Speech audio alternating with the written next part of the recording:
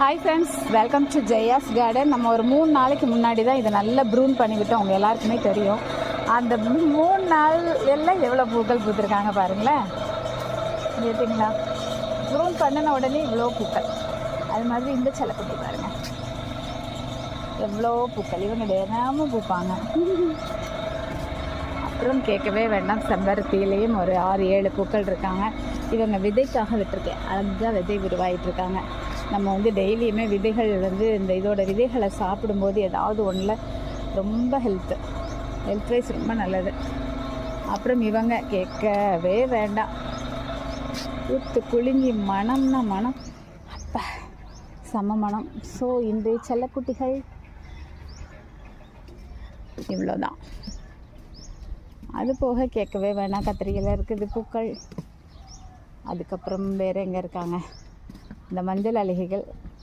இங்கே ஒரு மஞ்சள் அழகி பட்டிருக்கா. ஒரு மஞ்சள் அழகி பூத்திருக்கா. ஃபஸ்ட்டு தன்னால் விழுந்து தன்னால் முளைச்சிருக்கு. இவங்கெல்லாம் 10 மணிக்கு தான் பூப்பாங்க. Table rose. வேறு என்ன இருக்காங்க?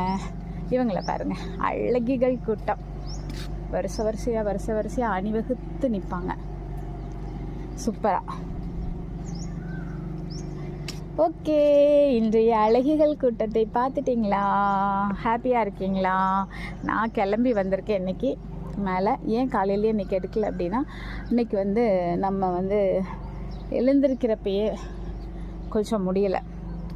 நேற்று வேறு அந்த சிவப்பு நிலவை பார்க்கணுங்கிறதுக்காக 11:30 வரைக்கும் மாடியிலேயே உட்காந்துருந்தேன்.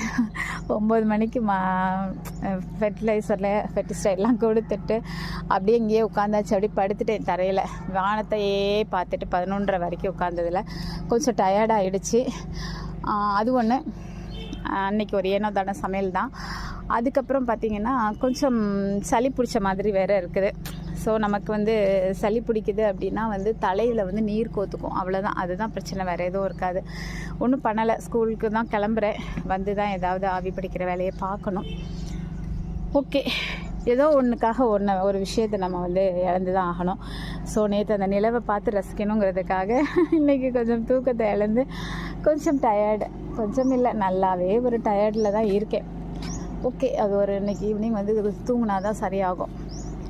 ஓகே, நீங்கள்லாம் பார்த்தீங்களா நிலவை? நான் ஃபோட்டோலாம் எடுத்து வச்சுருக்கேன். தூக்கத்தில் அடி எல்லாத்தையும் தள்ளிச்சு அதோடையே ஒரு ஃபோட்டோ ஒரு வீடியோ எடுத்திருக்கேன். அப்லோட் பண்ணுறேன் ஃப்ரெண்ட்ஸ் கொஞ்சம் நேரத்தில்.